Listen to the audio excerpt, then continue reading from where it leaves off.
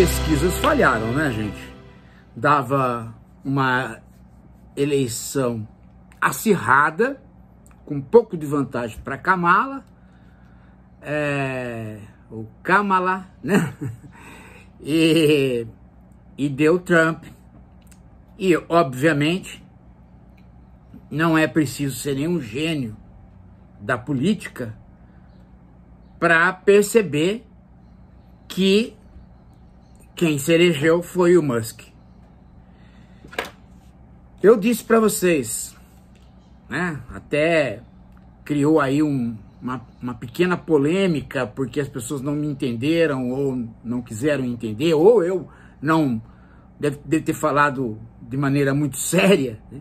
Eu disse que o Musk queria ser presidente dos Estados Unidos. E muita gente, assim, mandou recados para mim, né? Mas o Musk não pode ser presidente, ele é sul-africano. Teve gente até que... você não sabe de nada. Tá aí, ó. O Musk é o presidente dos Estados Unidos. Era claro que era desse jeito que ele queria. Como é que ele ia ser presidente? Ele é de fato sul-africano. Eu tô, né, mais que sem pelos do que qualquer outra pessoa de saber isso. Se tem uma coisa que eu sei bem, é que o Musk não é americano. Trump, portanto, é um mero de um fantoche dentro dos negócios do Musk. As pesquisas tiveram um certo delay, né? Elas não conseguiram captar a mudança do dia que o Musk entrou na campanha para valer. Faz muito pouco tempo que ele entrou, na verdade não deu nem 15 dias que ele entrou para valer. E o volume de gastos do Musk, inclusive com atividades completamente ilegais, que deveriam invalidar completamente a candidatura do Trump, mas não vão. Foi aqueles sorteios do cheque, né, em cada comício. Aquilo ali não tem base legal nenhuma. Mas o poder do dinheiro nas eleições americanas começou a ser efetivamente denunciado, digamos assim que efetivamente denunciado mesmo, o poder do dinheiro direto, a ideia de uma distância entre os Estados Unidos como complexo industrial militar e a América, ou seja, os Estados Unidos enquanto sonho de liberdade. Essa distância entre esses dois registros começou a se verificar nos anos 60, quando as 3 grandes décadas de progresso do capitalismo começaram a fazer água.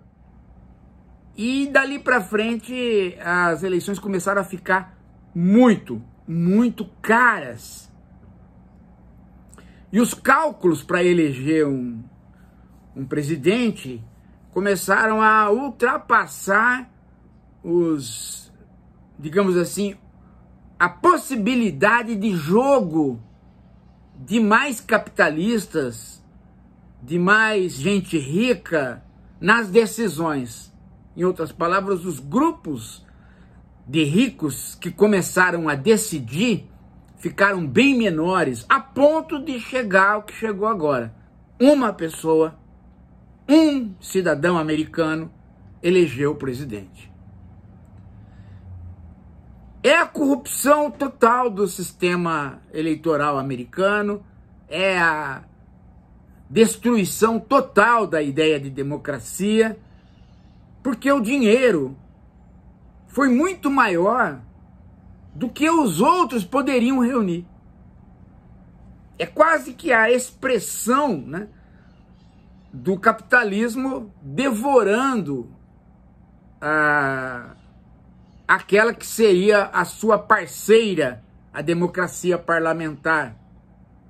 É, digamos assim, uma espécie de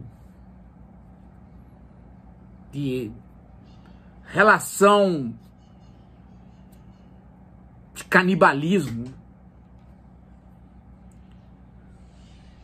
A democracia, que deve fazer com que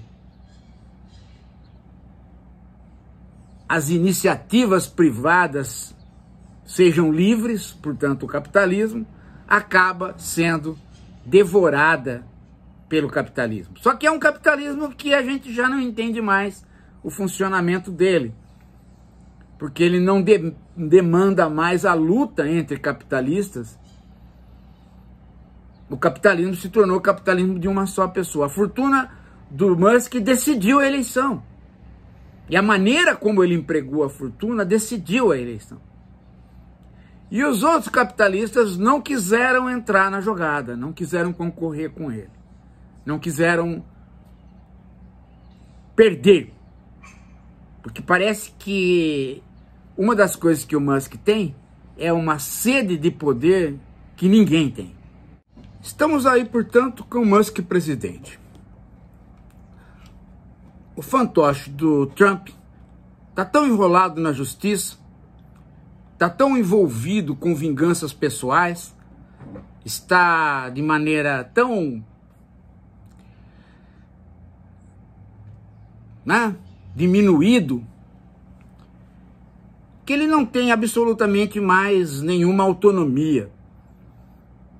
Ele tem um projeto pessoal de vingança. 4 anos passam depressa demais. Ele vai tentar desestruturar a justiça americana e vai ficar ao sabor do Musk, que pode ou não ocupar cargo no governo, tanto faz. Tanto faz. A essa altura do campeonato, o Musk é efetivamente o homem que compra o Twitter, compra esposas e compra a presidência da maior potência do planeta.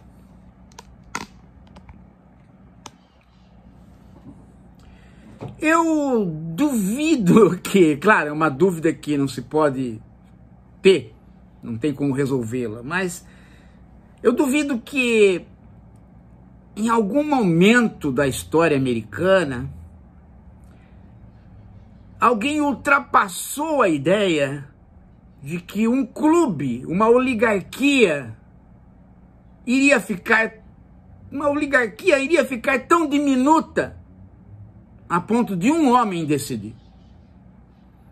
Muitas pessoas já chamaram a democracia americana de plutocracia, de oligarquia do complexo industrial militar, de falsa democracia. Já houve todo tipo de adjetivação. Mas esta adjetivação que vem agora, a democracia comprada por um homem só, esta eu duvido que alguém tenha ousado imaginar seriamente. Por uma razão que a gente conhece do mundo capitalista. Os capitalistas, eles concorrem entre si. E é desta concorrência no capitalismo que ele cresce, né? Ele extrai mais valia do trabalhador por vários mecanismos, mas o desenvolvimento tecnológico é entre capitalistas, é pela concorrência interna. E isso faz haver uma concorrência pelo poder político. Então você sempre prevê que esta concorrência, por mais monopolizadora que ela seja, e a tendência é o monopólio, as leis antitrust e antimonopólio americanas sempre poderiam dar conta, de modo a diversificar os negócios e dar patamares para uma certa coexistência entre os ricos.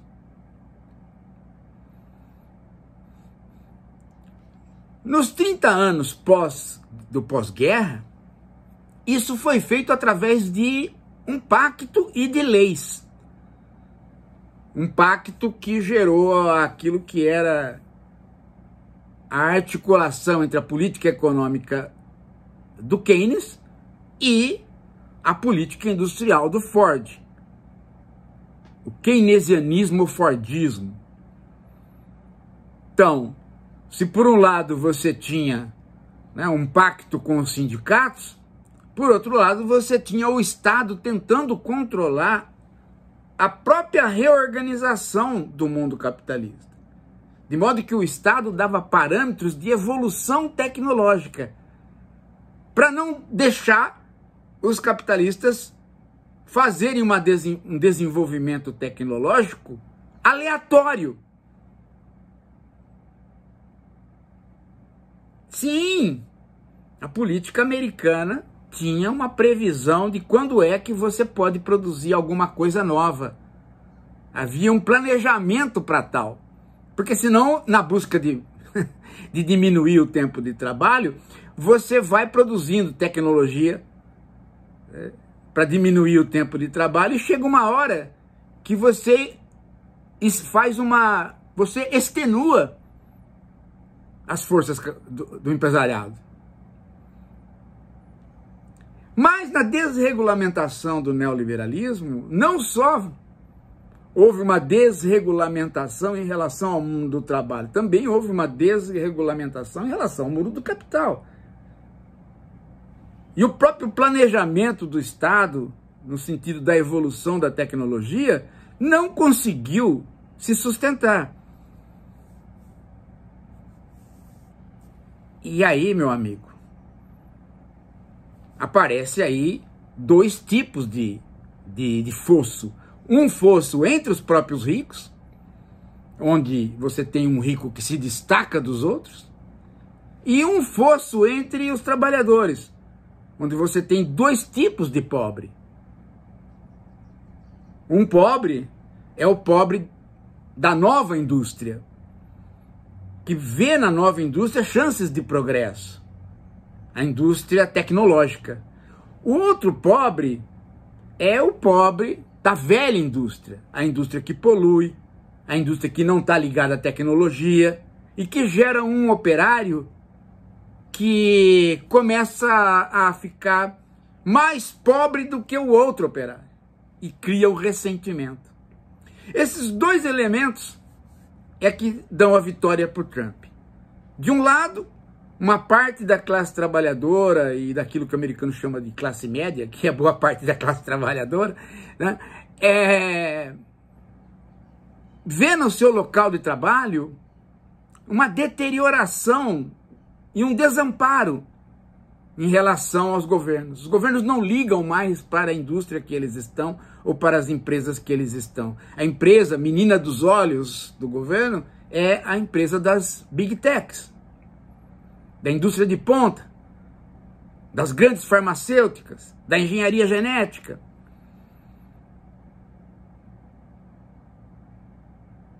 E, por outro lado, os capitalistas ficam ricos, ficam muito ricos, aparece um volume muito grande de milionários e começa uma divisão entre os milionários. De modo que hoje há os ricos e os super ricos. Até aí, estava se esperando sempre um buraco na democracia americana por conta desses dois gaps, desses dois fossos, um fosso dentro da classe trabalhadora e um fosso dentro dos ricos. Só que o fosso dos ricos apresentou uma anomalia. Qual? Há um buraco, mas de um lado estão os ricos e os super ricos, de outro lado tem um super rico. Esse fosso é que não se esperava. Porque, de fato, a decisão mesmo se deu 15 dias atrás, com a entrada do Musk e o volume de dinheiro que ele mobilizou de uma maneira que ultrapassou qualquer expectativa. Nenhum outro capitalista ousaria jogar tanto dinheiro numa eleição. Nenhum outro. Nenhum outro, não por cálculos de perda, mas por cálculos de sede de poder. A sede do poder do Musk ultrapassa os limites da razoabilidade humana dos capitalistas. E ele decidiu. o Trump vinha caindo, vinha se esfacelando, as pesquisas começaram a notar isso, fizeram a projeção. A hora que fizeram a projeção, a Kamala estava no crescimento, e entrou o Trump e entrou o Musk e as pesquisas não deram conta desta entrada e do efeito dela. É muito significativo, gente.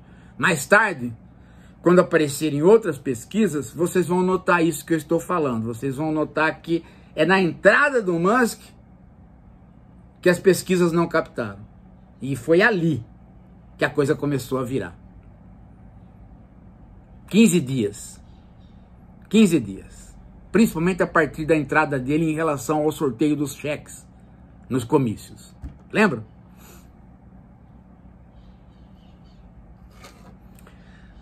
Bem, como eu disse, os americanos vão estar em ressaca. A comemoração vai ser oficialesca. A maior parte dos americanos vai agora temer o futuro. Não porque vai haver guerra. Se há uma coisa que não vai haver, é um Trump belicoso. Vocês podem ver que na gestão passada dele era só bravata. Só bravata. Porque a tradição de guerra é dos democratas, não dos republicanos. Ele vai conviver com as outras potências governadas pela direita, vai conviver com todo mundo, vai fazer bravatas do mesmo modo, né? Mas não é por aí. Não é pelo confronto externo. É pelo isolamento externo. Pouco negócio com a Europa, pouco negócio com todo mundo, um voltar-se para si mesmo, um voltar-se para a própria vida particular no sentido da vingança e um controle da política americana pelo próprio Musk.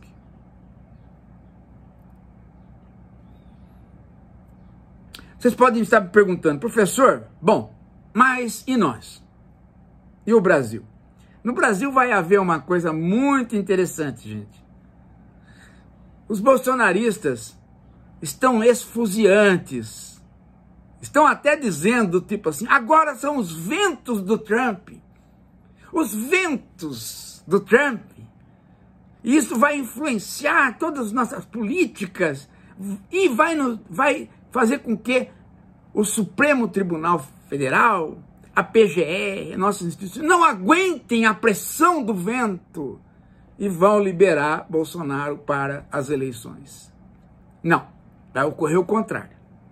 As instituições vão tentar mostrar que elas não se deixam influenciar pelos ventos e vão reagir de maneira mais dura ainda com o Bolsonaro.